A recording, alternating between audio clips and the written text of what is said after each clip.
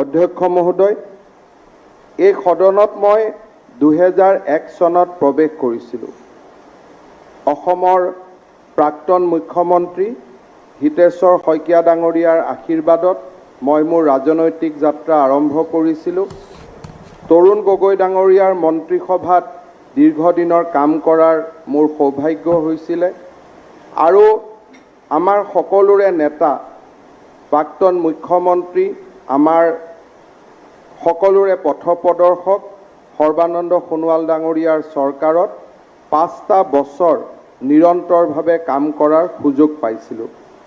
এই তিনিওগৰাকী নেতাকে মই মোৰ অন্তৰৰ গভীৰতম কোণৰ পৰা কৃতজ্ঞতা জনাইছোঁ আৰু তেওঁলোকে দেখুৱাই যোৱা আদৰ্শৰে অসম মাতৃক সেৱা কৰাৰ তীব্ৰ বাসনাৰে আগবাঢ়ি যোৱাৰ প্ৰতিশ্ৰুতি এই পবিত্ৰ সদনৰ আগত পুনৰ এবাৰ দাঙি ধৰিছোঁ।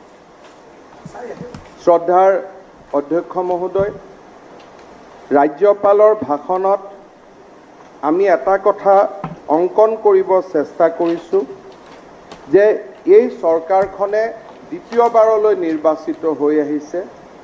মুখ্যমন্ত্ৰীৰ দায়িত্ব মই পাইছোঁ যদিও আমি নিৰন্তৰতাৰে সৈতে বিশ্বাস কৰোঁ যে যোৱা 5টা বছৰে সোণোৱাল ডাঙৰীয়াই আৰম্ভ কৰা উন্নয়নৰ ধাৰাবাহিকতাক আৰু অধিক খৰস্ৰোত কৰাৰ দায়িত্ব আমাৰ আৰু মুখ্যমন্ত্ৰী সোণোৱাল ডাঙৰীয়াই যি ধৰণে বৰাক ব্ৰহ্মপুত্ৰ পাহাৰ ভৈয়ামক একাকাৰ কৰি অসমৰ জাতীয় জীৱনৰ উন্নয়নৰ এক নতুন মানচিত্ৰ অংকন কৰিছিল, এই চৰকাৰখনে সেই ধাৰাবাহিকতাকে আগত ৰাখি কাম কৰি যোৱাৰ বাবে সংকল্পৰ প্ৰচেষ্টা চলাব।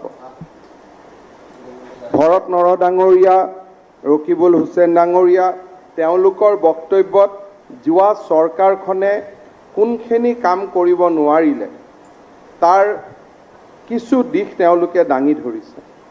বিৰোধীৰ সেয়া দায়িত্ব। কিন্তু যদি যোৱা 5 বছৰৰ চৰকাৰখনৰ সফলতাৰ ফালে আমি ভুমুকি মাৰোঁ, সি আছিল পৰ্বত সমান। যি সময়ত আমি কংগ্ৰেছ চৰকাৰৰ পৰা দায়িত্ব লৈছিলোঁ, সেই সময়ত অসমত প্ৰতি বছৰে উন্নয়নৰ বাবদ আমি পুঁজি খৰচ কৰিছিলোঁ 42,000। 5টা বছৰ পিছত সোণোৱাল ডাঙৰীয়াই যেতিয়া দায়িত্ব এৰি থৈ গৈছিল, সেই সময়ত এটা বছৰত চৰকাৰে খৰচ কৰিছে 84,000 টকা। মাত্ৰ 5 বছৰৰ ভিতৰতে অসমৰ ৰাজহুৱা ব্যয় দুগুণলৈকে লৈ যোৱা সোণোৱাল ডাঙৰীয়াৰ চৰকাৰখনেই আছিল অসমৰ ভিতৰত অনন্য আৰু একক। তাৰ আগত কোনো চৰকাৰে সেই ধৰণৰ উচ্চতাৰ শিখৰ কেতিয়াও অংকন কৰিব পৰা নাছিল।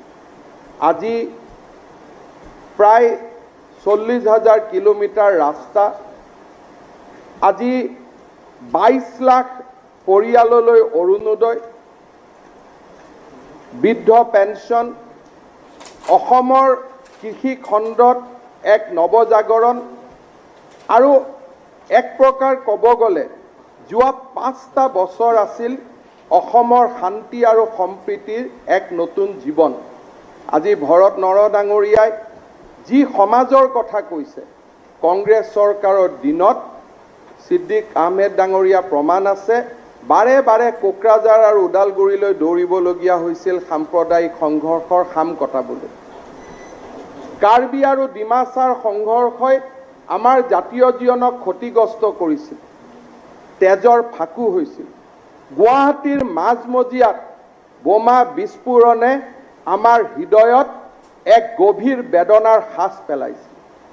ইতিহাসে ৰোমন্থন কৰিব, যোৱা 5টা বছৰত বিজেপি নেতৃত্বাধীন যিখন চৰকাৰ হ'ল, সেই চৰকাৰখনত হিন্দু আৰু মুছলমান দুয়োটা সম্প্ৰদায়ে সাম্প্ৰদায়িক সংঘৰ্ষৰ বলি হোৱা নাছিল, সাম্প্ৰদায়িক সম্প্ৰীতিৰ এক নতুন উত্তৰণ হৈছিল।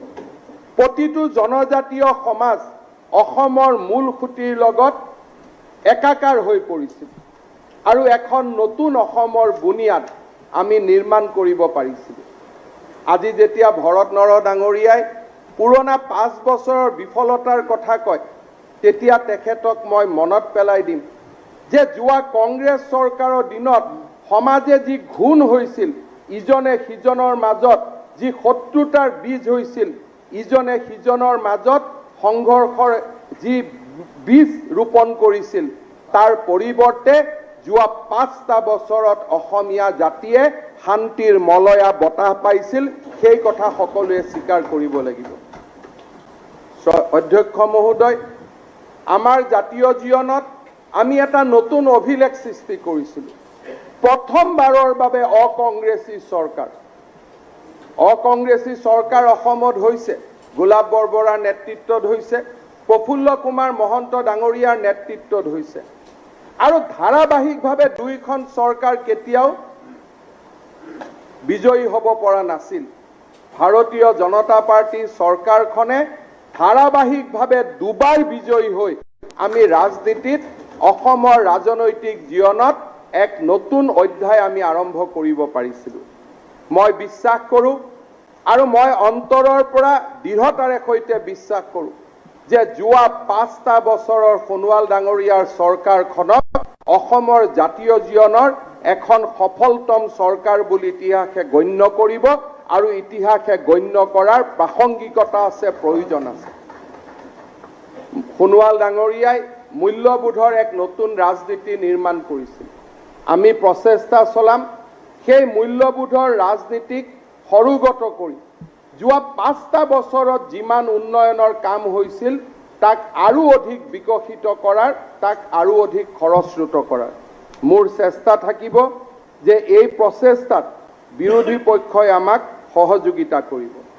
সংসদীয় গণতন্ত্ৰত অসমে দিক নিৰ্ণায়কৰ ভূমিকা লোৱা প্ৰয়োজন। আমাৰ এই সদনখনক উত্তৰ পূৰ্বৰ 7খন ৰাজ্যই আমাৰ এই সদনখনক চাই নিজৰ প্ৰেৰণাৰ বাবে তেওঁলোকৰ প্ৰতিটো দিশতে অসম এক উদাহৰণ।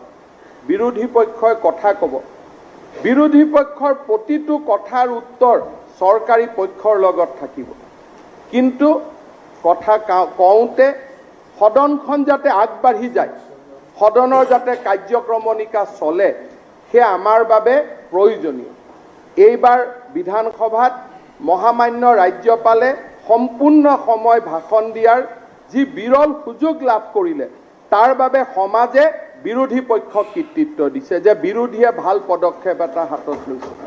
আমি বিশ্বাস কৰোঁ সেই ধৰণৰ ৰাজনীতি চলক। বিৰোধীক সভা স্থগিত প্ৰস্তাৱ লাগে, আধা ঘণ্টা বেছিকৈ কথা কোৱাৰ সময় লাগে, আমাৰ কাৰোৱে আপত্তি নাই। সদন যে 4টা বজালৈকে চলিব লাগিব তেনেকুৱা কোনো কথা নাই, 6টা বজালৈকে চলক। বিৰোধীয়ে 2টা কথা বেছিকৈ কওক, আমাৰ কোনো আপত্তি নাই।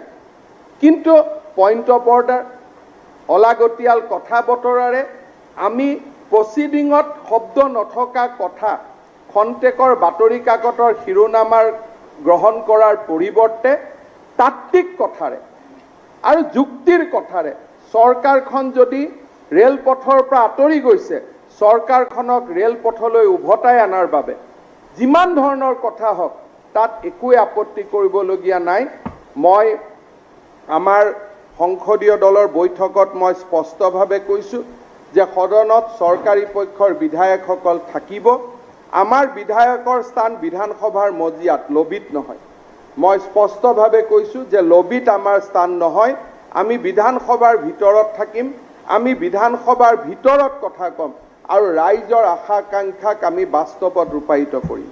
বিৰোধীক পৰামৰ্শ দিয়াৰ মোৰ ধৃষ্টতা নাই, কিন্তু গতিশীল আৰু প্ৰাণৱন্ত জীৱন্ত এখন বিধানসভা অসমৰ ৰাইজৰ অধিকাৰ। মই ভাবোঁ সেই প্ৰাণৱন্ত জীৱন্ত বিধানসভা এখন অহা 5টা বছৰত আমি দিবৰ বাবে চেষ্টা কৰিম। অধ্যক্ষ মহোদয়, চৰকাৰখনে আৰম্ভণি কৰিছিল এক নতুন আশাৰে। আজিৰ এই মহামঞ্চত থিয় হৈ মই পোনপ্ৰথমে নিশ্চয় ধন্যবাদ জনাম পৰেশ বৰুৱা ডাঙৰীয়াক যে আমাৰ এটা আবেদনৰ ওপৰত লক্ষ্য ৰাখি তেখেতে ৰিতুল শইকীয়াক যি ধৰণে মুকলি কৰি দিলে, সিয়ে আমাৰ মাজত কৰবাত নহয় কৰবাত আশাৰ কিৰণ দেখুৱাইছে। শান্তি অসমৰ অধিকাৰ। পৰেশ বৰুৱা ডাঙৰীয়াৰ বয়স 65 বছৰ হ'বগৈ, মোৰ বয়স 52 বছৰ হ'ব। সৰ্বানন্দ সোণোৱাল ডাঙৰীয়াৰ বয়সো 60ৰ ওচৰত হ'বগৈ। আমাৰ প্ৰত্যেকৰে বয়স বাঢ়িছে। এখন শান্তিৰ অসম আমি নতুন প্ৰজন্মক আমাৰ চামটোৱে দি যাব লাগিব। সেয়া আমাৰ দায়িত্ব, সেয়া আমাৰ কৰ্তব্য। মই পৰেশ বৰুৱা ডাঙৰীয়াক ক'ম যে শান্তিৰ অসম, হিংসা বৰ্জিত এখন অসম, সেয়া আমাৰ নতুন প্ৰজন্মৰ অধিকাৰ। আৰু সেই নতুন প্ৰজন্মৰ অধিকাৰক সন্মান জনাই চৰকাৰ আৰু আলফা দুয়োটাই মুকলি মনেৰে আলোচনাৰ পৰিৱেশ নিৰ্মাণ কৰিব লাগে। আৰু মই স্পষ্টতাৰে সৈতে ক'ব খোজো যে মোদী ডাঙৰীয়া আৰু অমিত শ্বাহ ডাঙৰীয়াৰ সদিচ্ছা আছে, অসমলৈ স্থায়ী শান্তি আহিব লাগে। আৰু এই শান্তিৰ বাট ৰিতুল শইকীয়াৰ মুক্তিৰ জৰিয়তে আৰম্ভ হওক, তাক নিশ্চয় মই কামনা কৰিম। আৰু এই প্ৰাৰ্থনা নিশ্চয় মই পৰম পিতাৰ ওচৰত ৰাখিম, যাতে তেখেতে আমাক আশীৰ্বাদ কৰে, শান্তিৰ যেন এক নতুন পোহৰ আমাৰ জাতীয় জীৱনলৈ আহিবলৈ সক্ষম হয়। প্ৰধানমন্ত্ৰী মোদী ডাঙৰীয়াই BTR চুক্তিৰ জৰিয়তে আজি বড়োভূমিত স্থায়ী শান্তিৰ এক নতুন সপোন দেখিছে। এই সদনৰ পৰা মই স্পষ্ট বাৰ্তা দিব খোজো যে যিসকলে বড়োভূমিত অশান্তিৰ বীজ ৰচনা কৰিব খোজে, যিসকলে হত্যা হিংসাৰ পথত ঘূৰি যাব খোজে, তেওঁলোকৰ প্ৰতি এই চৰকাৰৰ শূন্য সহনশীল নীতি হ'ব। আনহাতেদি বড়োভূমিলৈ শান্তিৰ গংগা নামি আহক, বড়ো জাতিয়ে এক নৱ উত্থানৰ পথত আগবাঢ়ি যাওক। তাৰ বাবে এই চৰকাৰে যিমান কৰিবলগীয়া আছে তাতকৈ এটা বেছিকৈ কৰিব, তাতকৈ এটা কমকৈ নকৰে, সেই আশ্বাস মই দিব খোজো। অহা কেইদিনমানৰ ভিতৰতে কাৰ্বি পাহাৰতো স্থায়ী শান্তি নমাই আনিবলৈ কাৰ্বি চুক্তি এখন কৰাৰ দিশত আমি আগবাঢ়িছোঁ। আৰু মই নিশ্চিত যে সেই দিশত আমি আগবাঢ়ি যাব পাৰিম আৰু কাৰ্বি পাহাৰলৈ আমি শান্তি উভতাই আনিব পাৰিম। অধ্যক্ষ মহোদয়, এই সদনত মই গৰিমাৰ কথা ক'ম। কেইদিনমান আগতে ভৰত নৰ ডাঙৰীয়াই কৈছিলে যে অখিল গগৈ ডাঙৰীয়াক এই সদনত বহাৰ অনুমতি দিব লাগে। প্ৰশ্নটো হ'ল, বেমাৰী মানুহ এজনক সদনে কেনেকৈ বহাব পাৰে? যিজন মানুহক গুৱাহাটী চিকিৎসা মহাবিদ্যালয়ৰ চিকিৎসকসকলে 4 মাহ ধৰি ট্ৰিটমেণ্ট কৰি আছে পেইং কেবিনত বহুৱাই, তেওঁৰ ওচৰত তেওঁক কোৱা হৈছে যে মানুহজনৰ মানসিকভাৱে মানুহজন ভাল অৱস্থাত নাই, he is getting treatment on psychological issues, যে তেখেতৰ ইমোশ্যনেল ইমবেলেঞ্চ, মানসিক ৰোগৰ কাৰণে তেখেতে আজি চিকিৎসা পাই আছে। সিদিনাখন সদনত আহিছে, কোভিড প্ৰটোকল পাহৰি ইজনৰ পৰা সিজনৰ তাত গৈছে, সিজনৰ পৰা সিজনৰ তাত গৈছে। ই এক বেমাৰৰ আগজাননী। আৰু মোক চিকিৎসা মহাবিদ্যালয়ৰ চিকিৎসকসকলে কৈছে, ছাৰ বেয়া নাপাব, দিছ ইজ হিজ ডিজিজ, এইটোৱে তেওঁৰ বেমাৰ। মই সুধিছিলোঁ যে তেওঁকতো আমি সুস্থ অৱস্থাত দেখিছোঁ, ঘূৰি ফুৰিছে, আপোনালোকে কিয় মেডিকেলত ৰাখি থৈছে? তেওঁক সহায় কৰাৰ কাৰণে মেডিকেলত ৰাখি থৈছে নেকি? বোলে নহয় ছাৰ, সেইটোৱে তেওঁৰ বেমাৰ। চৰকাৰখন কাৰো প্ৰতি নিগেটিভ দৃষ্টিভংগী ৰখা নাই। কৈছে অখিল গগৈক বাছত কিয় আনিছে? কোভিডৰ সময়ত তেওঁক গাড়ীত বহাই 5জন মানুহে যদি দেহৰক্ষী তেওঁৰ লগত আহে, তেওঁৰ গাত কোভিড নহ'ব নেকি? তেওঁক আহল বহল বাছ এখনত বহাই অনাটো সেইটোতো চৰকাৰৰ দায়িত্ব, যাতে কোভিড প্ৰটোকল ৰক্ষা কৰিব পাৰে। এতিয়া প্ৰশ্ন হ'ল, যদি অখিল গগৈ ডাঙৰীয়াই কয় মই সুস্থ, আইনমতে তেওঁ জেলত যাব লাগিব। আৰু যদি কওঁ যে নহয় মই বিধানসভাও কৰিব নোৱাৰোঁ, মই অসুস্থ, তেওঁ পেইং কেবিনত থাকিব লাগিব। এটা সিদ্ধান্তটো কোনে ল'ব? ইয়াতে কৈছে স্পীকাৰে লিখি দিয়ক। কিয় স্পীকাৰে লিখি দিব এজন বেমাৰী? তেওঁ লিখি দিব পাৰে। মোৰ ভিউটো, মোৰ চৰকাৰৰ ফালৰ পৰা কৈছোঁ, ল এণ্ড অৰ্ডাৰ দিশত তেওঁ আহিব পাৰে। অধ্যক্ষ মহোদয়ে আমাৰ কমেণ্ট বিচাৰিছে, আমি কৈছোঁ যে নহয়, বেমাৰী মানুহ এজনক আপুনি এক্সপ'জ কৰিব নোৱাৰে, কাৰণ তেওঁ নিশ্চিতভাৱে বেমাৰী, তাৰ কাৰণেহে মেডিকেল কলেজত আছে। আজি নহ'লে গোটেই মেডিকেল বৰ্ডত যিমান ডক্টৰ আছে সকলোকেতো কোৰ্টে ক'ব যে আপুনি মানুহজনটো বেমাৰী নহয়, এতিয়া মানুহজন কেনেকৈ ঘূৰি আছে। গতিকে মই ভাবোঁ যে পলিটিকেল পইণ্ট আমি স্ক'ৰ কৰাৰ বহুত মাধ্যম আছে, কিন্তু এই ধৰণৰ কথাই সিদিনাখন মই দেখি আহিছোঁ, মোৰ ওচৰতো আহিছে। মই ভাবিছোঁ কিয় আহিছে? কাৰণ আমি সিদ্ধান্ত লৈছোঁ যে কোভিডৰ আমি নিয়ম মানি চলিম, প্ৰটোকল মানি চলিম। এখন টেবুল এৰা নাই, প্ৰত্যেকখন টেবুলতে আহিছে। মোৰ অকণমান সময় এনেকুৱা লাগিলে যে চবকে কোভিড বিলাই দিম বুলি আহিছে নেকি। পিছত ক'লে যে নহয়, তেওঁ য'ত আছে তাত কোভিড নাই হোৱা, ঠিক আছে। কিন্তু এই ধৰণৰ কথা বতৰাৰে সদনৰ ক'তো গৰিমা বৃদ্ধি নহয়। মই ভৰত নৰহ ডাঙৰীয়াক অনুৰোধ কৰিম যে বহুত দিনৰ মূৰত 5 বছৰৰ মূৰত আপুনি সদনলৈ আহিছে। ব্ৰহ্মপুত্ৰত বহুত পানী 10 বছৰৰ মূৰত সদনত আহিছে। ব্ৰহ্মপুত্ৰদি এতিয়া বহুত পানী বৈ গ'ল। তৰংগ গগৈ বিধায়ক হ'ল, চেঙাৰ পৰা মোৰ ভাইটি এজন বিধায়ক হৈ আহিছে। নতুন প্ৰজন্মই এতিয়া আমাক লাহে লাহে আমাক কৈও আগুৱাই যোৱা তেওঁলোকে শক্তি লৈ আহিছে। গতিকে পুৰণা কথা বতৰাৰে সদন নহ'ব। ইয়াতে আমি কৈছোঁ যে অসম ইনফেণ্ট মৰ্টেলিটিত পিছপৰা। কাক আমি কৈছোঁ? কংগ্ৰেছকে প্ৰশ্ন সুধিব লাগিব। কিন্তু আচল কথাটো হ'ল যে ভাৰতৰ প্ৰত্যেকখন ৰাজ্যই প্ৰতিযোগিতা কৰে। পশ্চিমবংগৰো হেল্থ বাজেট 3000 কোটি টকা, অসমৰো হেল্থ বাজেট 3000 কোটি টকা। মই পশ্চিমবংগ কেনেকৈ পিছ পেলাম? কাৰণ পশ্চিমবংগইতো কাম কৰিব। কিন্তু এটা কথা ঠিক যে পশ্চিমবংগই এটা বছৰত যিমান স্ক'ৰ কৰিছে তাতকৈ অসমে প্ৰত্যেক বছৰতে বেছিকৈ স্ক'ৰ কৰিছে। আৰু সেইকাৰণে আজিকালি নীতি আয়োগে এটা নতুন পুৰস্কাৰ দিয়ে, সেইটো কয় fastest growing in a year. যদি মেটাৰ্নেল মৰ্টেলিটিত চাই, অসমে এটা বছৰত 100 পইণ্ট ড্ৰপ কৰে, কৰ্ণাটকে ড্ৰপ কৰে 7 পইণ্ট। এতিয়া আমি ক'ব পাৰোঁ যে কৰ্ণাটকে ভাল কৰি আছে। প্ৰতিযোগিতা যিটো সময়ত হ'ব লাগিছিল সেই সময়ত কংগ্ৰেছ চৰকাৰবিলাকে হাৰ মানিলে যে আমি নোৱাৰিলোঁ, আমি পিছত পৰি গ'লোঁ। এতিয়া পিছৰ পৰা আগত আহিবৰ কাৰণে যিমান টকাৰ ইনভেষ্টমেণ্ট লাগিব সিমান টকা অসমৰ দৰে ৰাজ্য এখনে যোগাৰ কৰা সম্ভৱ নহয়। আজি যদি কেৰালাৰ হেল্থ ইনফ্ৰাষ্ট্ৰাকচাৰক আপুনি বিট কৰিব খোজে 40খন মেডিকেল কলেজ বনাব লাগিব। আমিতো লাহে লাহে বনাব লাগিব, কাৰণ সেই সময়ত আমি যিটো সময়ত 10খন বনাম, কেৰালাইতো আৰু 10খন বনাব। 40ৰ পৰা তেওঁলোক 50 হ'ব, আমি 20ৰ পৰা 30 হ'ম। এই যিটো কংগ্ৰেছৰ দিনত গেপ সৃষ্টি হ'ল, সেই গেপটোক মেকআপ কৰাটো ইমান সহজ নহয়। আজি 50ৰ দশকত মেডিকেল কলেজ গুৱাহাটীত হ'ল, ডিব্ৰুগড়ত 10 বছৰৰ মূৰত হ'ল, শিলচৰত 10 বছৰৰ মূৰত হ'ল। মাত্ৰ 2008 চনৰ পৰাহে আমি অসমত বছৰি বা 2 বছৰৰ মূৰত এখনকৈ মেডিকেল কলেজবোৰ আৰম্ভ কৰিলোঁ। কিন্তু যদি কংগ্ৰেছেও যদি প্ৰতি 2 বছৰত এখনকৈ মেডিকেল কলেজ বনাই থাকিলেহেঁতেন আজি আমি পিছ পৰি নগ'লোহেঁতেন। গতিকে লিজেচিৰ যিটো বোজা, সেই লিজেচিৰ বোজাৰ নৈতিক দায়িত্ব কোনে ল'ব লাগিব তাক আপোনালোকে চিন্তা কৰিব লাগিব। কিন্তু বছৰৰ স্ক'ৰিঙত এই বছৰত যদি পশ্চিমবংগত ইনফেণ্ট মৰ্টেলিটি 2 ড্ৰপ হৈছে, অসমৰ 3 ড্ৰপ হৈছে। এই বছৰত যদি মেটাৰ্নেল মৰ্টেলিটি পশ্চিমবংগত 50 ড্ৰপ হৈছে, অসমত 60 ড্ৰপ হৈছে। কাৰেণ্ট স্ক'ৰত আমি আগত আছোঁ। কিন্তু পুৰণা যিবিলাক আমি নিগেটিভ স্ক'ৰত গ'লোঁ সেইখিনিক পজিটিভ কৰাৰ বাবে আমি বহু দূৰ আগুৱাব লাগিব। কিন্তু যোৱা 5টা বছৰত আমি কাম কৰিছোঁ। আজি লিটাৰেচিত অসম পিছত আছে।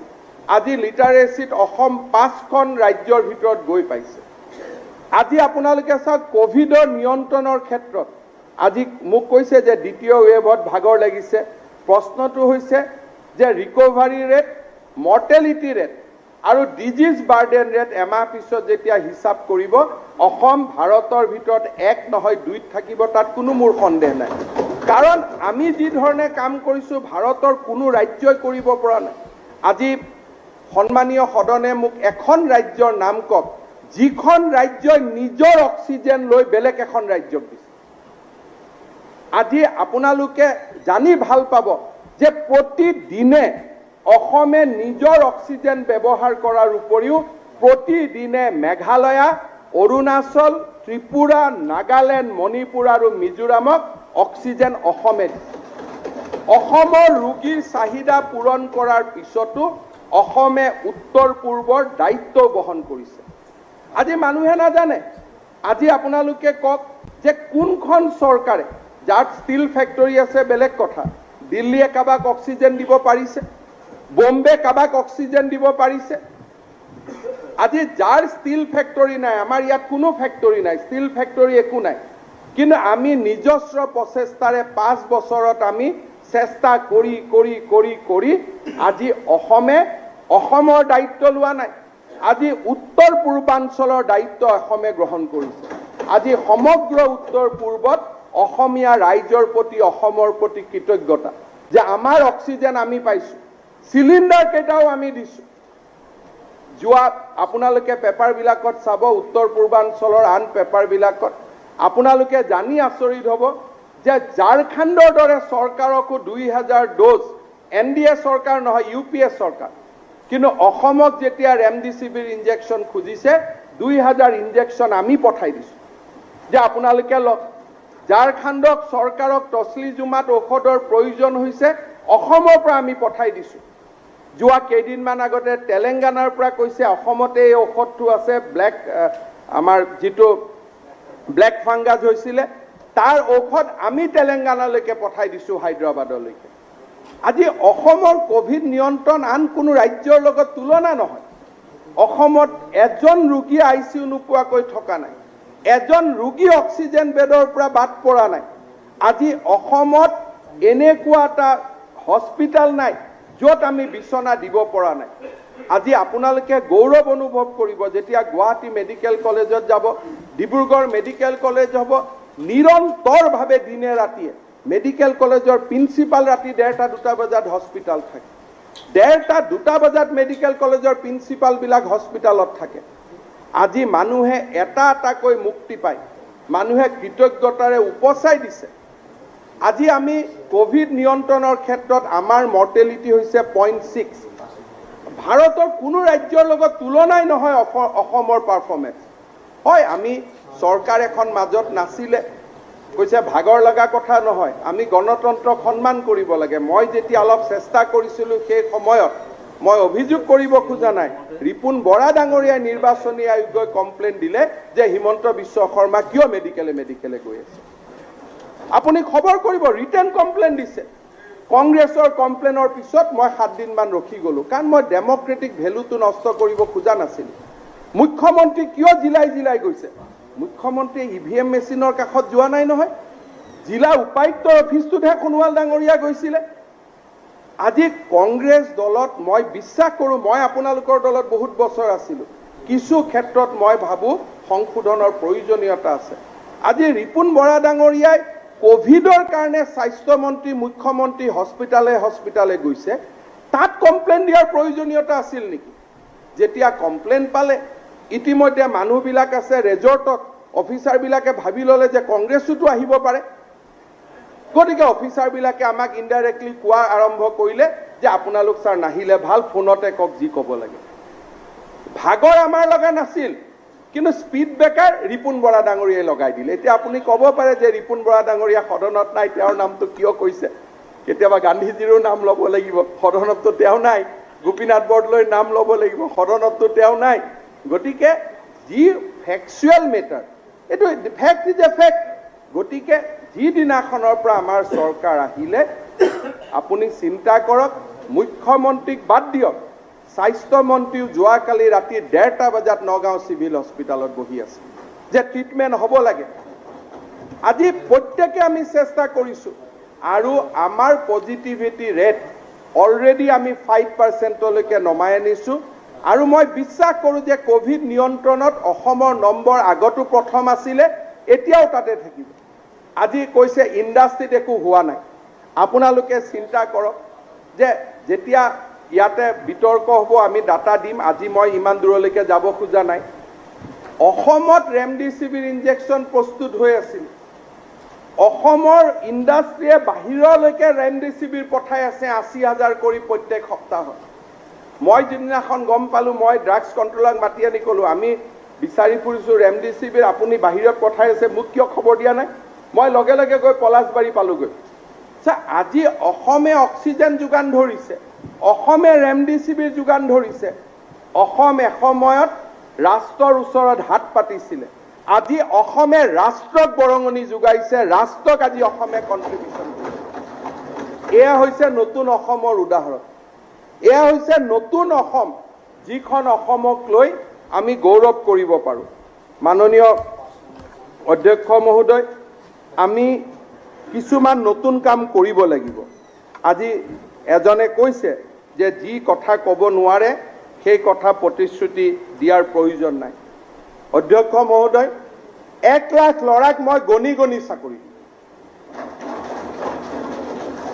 আৰু সেইদিনাখন 1 লাখ ল'ৰাক এপইণ্টমেণ্ট দিয়া মিটিংখনত বিৰোধী দলপতি ডাঙৰীয়াকো বিশিষ্ট অতিথি হিচাপে নিমন্ত্ৰণ গণি গণি দিম। এটা গন্তিও গণ্ডগোল নহয়, কৰবাত এজন বেছি হ'ব পাৰে, কম নহয়। অধ্যক্ষ মহোদয়, মাইক্ৰ' ফাইনেন্সৰ লোন মাফ কৰিম বুলি কৈছোতো কৰিম, লাগিলে আমি দৰমহা নলওঁ, কৰিবই লাগিব। কাৰণ অসমৰ সহজ সৰল জনজীৱনক দিয়া প্ৰতিশ্ৰুতি আমি আখৰে আখৰে পালন কৰিব লাগিব। তাত কোনো ডাইলিউশ্যন হ'ব নোৱাৰে। আজি কোনোবাই কৈছে এক্সপ্ৰেছ হাইৱে কিয় নহ'ল? এক্সপ্ৰেছ হাইৱে আমাৰ নিৰ্বাচনৰ ঘোষণাপত্ৰত নাছিল, এটা প্ৰচেষ্টা আছিল, হ'ব পাৰে নেকি? এতিয়া এইটো এটা অসুবিধা হ'ব পাৰে নেকি? মই যদি কালি কওঁ যে মই মংগলায়ন অসমৰ পৰা পঠাব চেষ্টা কৰি আছো, আৰু পিছত আপুনি ক'ব নেকি মংগলায়নখন কিয় নপঠালে বুলি? ব্ৰহ্মপুত্ৰ দুয়োপাৰে এক্সপ্ৰেছ হাইৱে কৰা সম্ভৱ নহয়, কিন্তু কল্পনা এটা ৰাখি থৈ গ'ল। সেই কল্পনাটোক আগুৱাই লৈ লৈ গৈ গৈ আমি নিশ্চয় কেতিয়াবা সেই অসাধ্যকো সাধন কৰিম। কিন্তু ক'তোতো কোৱা নাই যে 3 বছৰৰ ভিতৰত এক্সপ্ৰেছ হাইৱে আমি বনাই দিম, সেই শব্দটোতো ক'তো আমি কোৱা নাছিল। কিন্তু আজি বৰাকৰ বুকুত খনন হৈছে, আজি বৰাকত ড্ৰেজিং হৈছে, আজি মথাউৰিসমূহে নতুন প্ৰাণ পাইছে। এইখন চৰকাৰৰ দিনতে গুৱাহাটী, উত্তৰ গুৱাহাটীত দলং হৈছে। 2023 চনত আমি সকলোৱে মিলি উদ্বোধন কৰিছোঁ। মাজুলীৰ ওপৰত দলং আৰম্ভ হৈছে। আজি কলীয়া ভোমোৰা দলং 2 এদিনতে সম্পূৰ্ণ হ'ব। গহপুৰ নুমলীগড়ৰ দলং আৰম্ভ হ'ব। ফুলবাৰীত দলং নৰেন্দ্ৰ মোদী ডাঙৰীয়াই কৰিছে, এছিয়াৰ দীৰ্ঘতম দলং। এই সফলতাবিলাকৰ কথা আমি নকম নেকি? আমি ডিচাইড কৰিব লাগিব যে আমি পজিটিভ হ'ম নে নিগেটিভ হ'ম। আজি ফুলবাৰীৰ দলঙৰ বাবে মোদী ডাঙৰীয়াক আমি কৃতজ্ঞতা নজনাম নেকি? ৱাজেদ আলী চৌধুৰী ডাঙৰীয়া আছে। আজি ধুবুৰী, চাউথ চালমাৰা, মেঘালয় কিমান সময়ৰ ভিতৰত পাই যাব? কল্পনা আছিল নেকি যে কোনোবা চৰকাৰে এইখন কৰিব পাৰিব বুলি? আজি এনেকুৱা অসাধ্য সাধন আগৰ চৰকাৰখন বা ভাৰতীয় জনতা পাৰ্টি মিত্ৰ গোষ্ঠীৰ চৰকাৰখনে কৰিছে।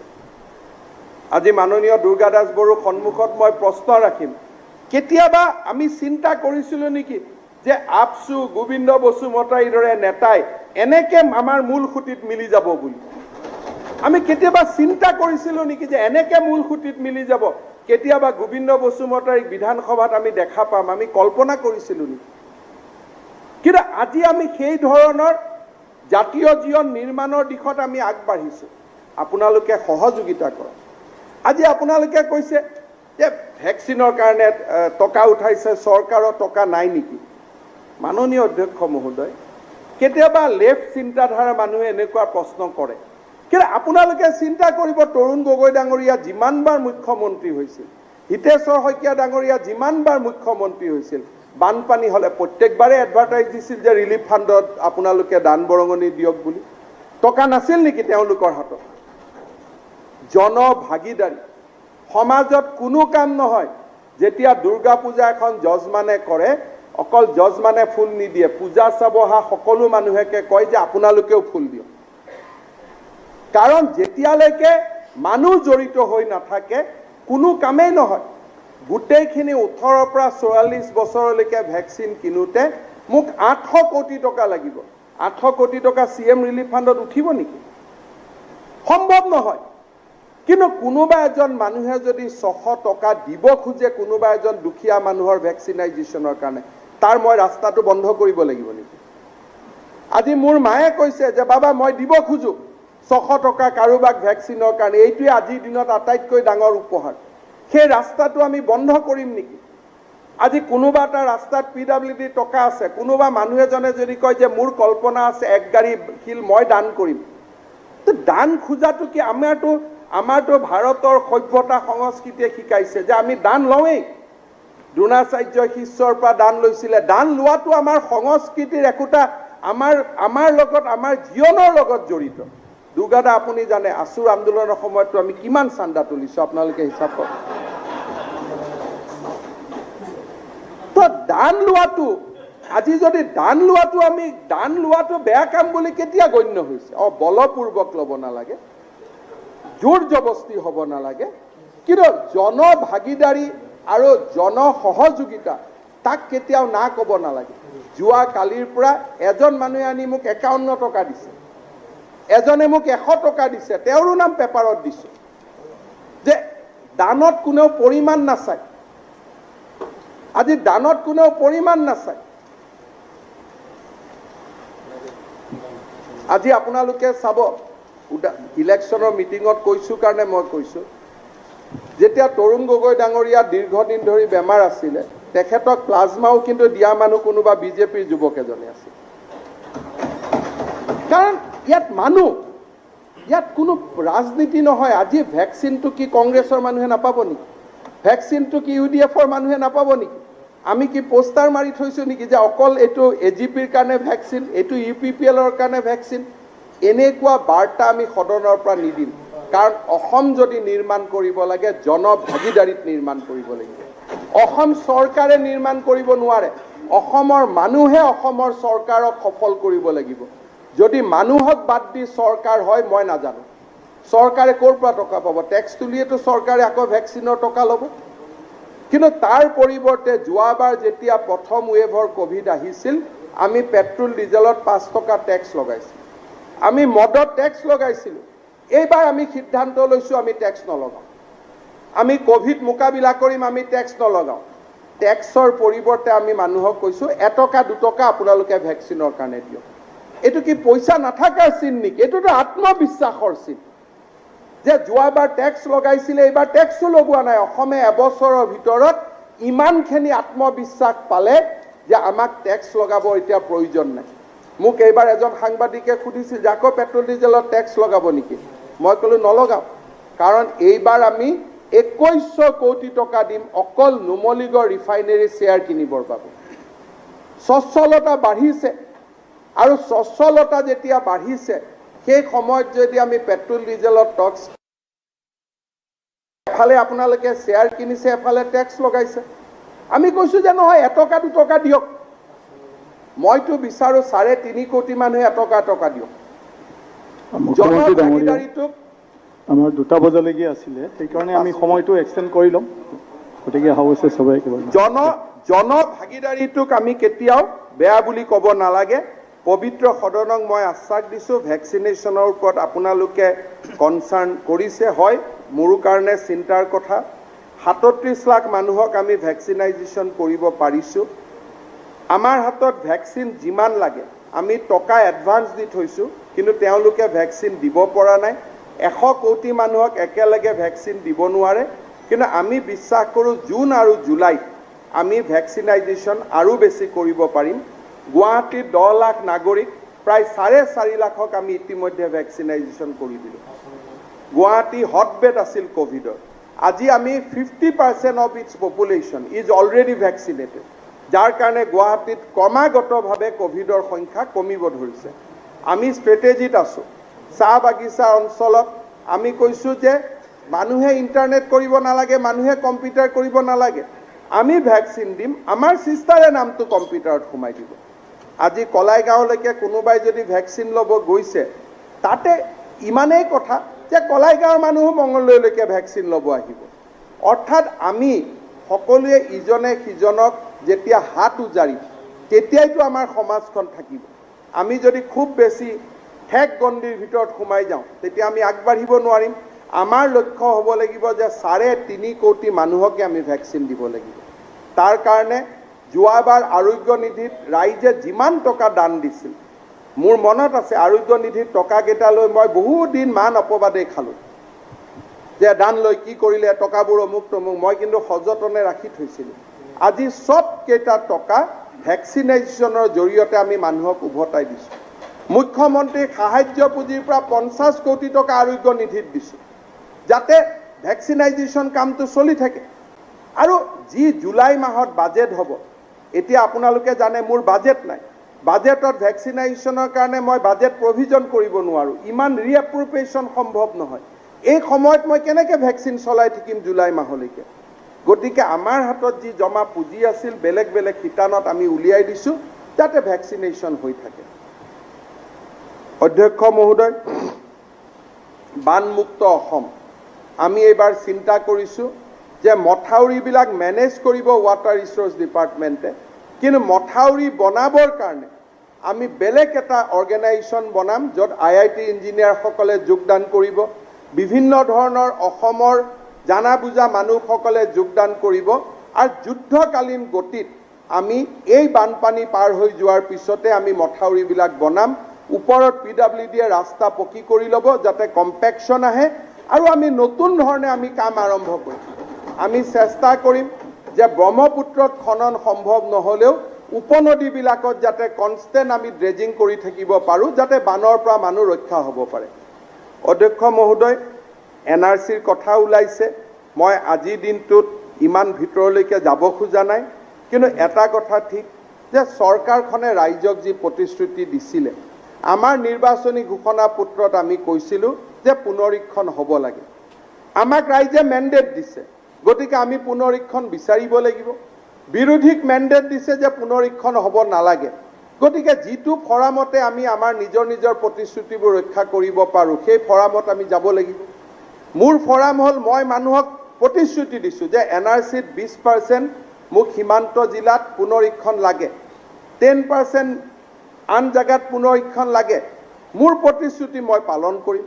বিৰোধী পক্ষে প্ৰতিশ্ৰুতি দিছে যে নহয় পুনৰীক্ষণ হ'ব নালাগে, বিৰোধীয়ে বিৰোধীৰ প্ৰতিশ্ৰুতি পালন কৰিব আৰু গণতন্ত্ৰ তেনেকৈ আগবাঢ়ি যাব। কিন্তু চৰকাৰে দিয়া প্ৰতিশ্ৰুতি এটাৰ পৰা যদি মই আঁতৰি যাওঁ, মানুহে কি ক'ব যে আজি আপুনি NRCৰ পৰা আঁতৰি গ'ল, কালি 1 লাখ চাকৰিৰ পৰা আঁতৰি যাব, পৰহি মাইক্ৰ' ফাইনেন্সৰ পৰা আঁতৰি যাব। গতিকে মই মোৰ ভৰিৰ তলৰ মাটি এৰি নিদিওঁ, আৰু বিৰোধীকো মই ক'ম আপোনালোকে আপোনালোকৰ ভৰিৰ তলৰ মাটি এৰি নিদিব। আপোনালোকক মই নকওঁ যে আপোনালোকে মোৰ ৰাস্তাত আহক, আপোনালোকৰ ভোটাৰ আছে, তাক আপোনালোকে প্ৰতিশ্ৰুতি দি আহিছে, আপোনালোকে কৈছে যে মাদ্ৰাছা খুলিব, মই কৈছোঁ মই মাদ্ৰাছা খুলিব নিদিওঁ। এইটো মই মোৰ ভৰিৰ তলৰ মাটি ৰাখিম, আৰু মই আপোনালোককো আহ্বান জনাম যে আপোনালোকেও নিজৰ ভোটাৰক প্ৰবঞ্চনা নকৰিব, আপোনালোকে আপোনালোকৰ ভৰিৰ তলৰ মাটি ৰাখক। পিছত গণতন্ত্ৰই কেতিয়াবা কোৰ্টত সিদ্ধান্ত হ'ব, কেতিয়াবা বিধানসভাত সিদ্ধান্ত হ'ব। Indian democracy is a very vibrant democracy, আমাৰ ফৰাম আছে, ফৰামবিলাকত সিদ্ধান্ত হৈ যাব। তাৰ কাৰণে আমি কাজিয়া পেচাল কৰাৰ কি প্ৰয়োজনীয়তা আছে? আমাৰ মাজত বহুত ইছ্যু আছে য'ত আমাৰ মন নিমিলে, আমাৰ মাজত বহুত ইছ্যু আছে য'ত মন মিলে। আজি অসমৰ মুছলমান সমাজৰ মহিলাসকলৰ কল্যাণ, আপোনাৰো মন মিলে, মোৰো মন মিলে, ত' মিলা জেগাটোত কাম কৰোঁ। এতিয়া কোনোবাই ক'ব যে নহয় 12টা সন্তান জন্ম দিয়ক, আমি কওঁ যে নহয় সন্তান 2টা জন্ম হ'ব লাগে, এইটোত মন নিমিলে, এইটোত আমি নিজৰ ধৰণে কাম কৰি গৈ থাকিম। আপোনালোকে ক'ব যে সত্ৰত মাটি দখল হোৱা নাই, আমি কৈছোঁ নহয় সত্ৰত মাটি দখল হৈছে, এতিয়া কাগজে পত্ৰই প্ৰমাণ কৰিব, আমি ক'লে কি হ'ব? যদি হৈছে এভিকশ্যন হ'ব, নাই হোৱা এভিকশ্যন হোৱা নাই। আজি এই কিছুমান কথা বিধানসভাখনত 5টা বছৰ আমি সেইবোৰ কাম কৰোঁ যিবোৰ কামত আমাৰ মন মিলে। বহুত কাম আছে। আজি চেয়াৰমেন আলী আহমেদ ডাঙৰীয়াৰ সদায় লক্ষ্য যে বাগবৰত শিক্ষাৰ কল্যাণ হ'ব লাগে, মোৰ সম্পূৰ্ণ সহযোগিতা যে হ'ব লাগে, তাত মন মিলে। কিন্তু বহুত কথা আছে মন নিমিলে, য'ত মন নিমিলে তাত আমি য'ত ক'ব লাগে আমি কম। কিন্তু 5টা বছৰত 2টা পক্ষৰ মন মিলা কামবিলাক যদি আমি কৰি থাকিব পাৰোঁ, আমাৰ অসমখন বহুত পৰিৱৰ্তন হ'ব। আজি চাহ বাগিচাৰ কল্যাণৰ কাৰণে আজি তেৰছ গোৱালা ডাঙৰীয়াৰ যিমান সমৰ্পণ, ৰূপজ্যোতি কৰ্মী ডাঙৰীয়াৰো ইমান সমৰ্পণ। আমি একেলগে কাম কৰিম, তাততো কোনো বিৰোধিতা নাই, এইটো ইছ্যুতটো আমি একেলগে আছোঁ। আজি বড়োভূমিৰ কল্যাণ, দুৰ্গাদাস বড়োৰ যিমান মনত ইচ্ছা, গোবিন্দ বসুমতাৰ ইমান ইচ্ছা, এইটো ইছ্যুতটো আমি একেলগে কাম কৰিব পাৰোঁ। গতিকে মই ভাবোঁ যে 100টাৰ 90টা ইছ্যুতটো একেলগে কাম হ'ব, 10টা ইছ্যুত কাম নহ'ব। য'ত কাম নহ'ব তাত বেলেগ ফৰাম আছে। আজি আমি বিশ্বাস কৰোঁ গো আমাৰ মাতৃ, আজি আমি বিশ্বাস কৰোঁ গো আমাৰ মাতৃ। গতিকে আমি কি বিচাৰিম যে পশ্চিমবংগৰ পৰা গো নাহক। আমি বিচাৰিম যে যি জাগাত গো পূজা কৰা মানুহ আছে তাত গো ভক্ষণ নহওক। কিন্তু মই কোৱা নাই যে এজ এ হোল মানুহে নিজৰ স্বভাৱজত প্ৰক্ৰিয়াটো এৰিব লাগে, কিন্তু বহু সময়ত মই দাৰুল উলুমৰ ষ্টেটমেণ্ট দেখিছোঁ লক্ষ্ণৌৰ পৰা যে হিন্দু মানুহ থকা অঞ্চলত গৰু খাব নালাগে। ফাঁচী বজাৰত হোটেল মদিনা হোৱাৰ কোনো প্ৰয়োজনীয়তা নাই। আজি আমাৰ শান্তিপুৰ গান্ধী বস্তিত হোটেল মদিনা হোৱাৰ প্ৰয়োজনীয়তা নাই, কাৰণ তাত মানুহৰ চেঞ্চিটিভিটি আছে। য'ত চেঞ্চিটিভিটি নাই তাত নিজৰ নিজৰ প্ৰচেষ্টা চলিব। ভাৰতৰ সংবিধানে কয় গো হত্যা কৰিব নালাগে, ডাইৰেক্টিভ প্ৰিন্সিপলত আছে। আমি আহ্বান জনাই থাকিম যে আপোনালোকে বাদ দিয়কচোন লাহে লাহে। কিন্তু আমাৰ মাজত যিখিনি জাগাত আমাৰ চেঞ্চিটিভিটি আছে তাৰ ওপৰত আমি কাম কৰিব লাগিব। যেতিয়া সদনত UDFৰ বিধায়কসকলেও এনেকুৱা বিধায়কক সমৰ্থন জনাব, নতুন অসমৰ নিৰ্মাণ হ'ব। আজি আমাৰ কৰিমুদ্দিন বৰভূঞা ডাঙৰীয়াই সংস্কৃতত শপত লৈছে, কিন্তু আল্লাহৰ নামত শপত লৈছে। ডিফাৰেঞ্চ আছে। তেখেতৰ ধৰ্মৰ যিজন আমাৰ যাক আমি বিশ্বাস কৰোঁ, শপত ঈশ্বৰৰ নামত লোৱা নাই, শপত ভগৱানৰ নামত লোৱা নাই, শপত আল্লাহৰ নামত লৈছে। কিন্তু দেৱভাষা সংস্কৃত ভাৰতৰ ঐতিহ্যৰ লগত জড়িত। আজি কৰিমুদ্দিন বৰভূঞাই যিটো পদক্ষেপ দাঙি ধৰিছে, তেনেকৈ যদি আমি চিন্তা কৰোঁ, ইয়াত সংঘৰ্ষ ক'ত হ'ব, ইয়াত কথা ক'ত হ'ব? মই ভাবোঁ যে ভৰত দাও ঢকুৱাখানাৰ পৰা নাওবৈচাত আহিছে, লাহে লাহে বুজি পাই যাব কথাবিলাক, একো অসুবিধা একো নাই। প্ৰথম বিধায়ক হ'লে, প্ৰথম বিয়া কৰালে নিজৰ পত্নীক ভাল ভাল কোৱাটো নিজৰ নিয়ম। বহুত পত্নীয়ে পিছত স্বামীক কয়, এই বিয়া কৰাটোতো সদায় মৰম কৰি থাকা, এতিয়া 5 বছৰ হৈ গ'ল, দেখা পালে গালি দিয়া। গতিকে প্ৰথমতে মৰম অহাটো স্বাভাৱিক, কাৰণ ঢকুৱাখানাত তেনেকুৱা ভোটাৰ নাছিল, নাওবৈচাত তেনেকুৱা ভোটাৰ আছে। গতিকে প্ৰথম তেনেকুৱা এটা পৰিৱেশ হ'ব, কিন্তু লাহে লাহে আমি বুজিম যে নহয়, তেওঁলোককো আমি কিছু কথা বুজাব লাগিব যে মাটি যদি দখলে কৰিব লাগে, ভাল জেগাত গৈ দখল কৰোঁ। ধনী মানুহ এজনৰ মাটি দখল কৰোঁ, সত্ৰৰ মাটিটো কিয় দখল কৰোঁ? গতিকে এই ধৰণৰ যেতিয়া আমাৰ মাজত কনচেনচাছ বিল্ডিং হ'ব, ধনী মানুহৰ মাটি দখলো মানে মই কোৱা নাই যে জবৰদস্তি, আধিয়াৰ একমতে, আমাৰ লেণ্ড হোল্ডিং একমতে ভাৰতৰ সংবিধানে কৈছে যে ধনী মানুহৰ মাটি দুখীয়াক দিব লাগে। য'ত দুখীয়া গৃহহীন ভূমিহীন মানুহ আছে, আমি চৰকাৰৰ আধিয়াত মুক্ত চাৰপ্লাছ মাটি বিচাৰোঁ।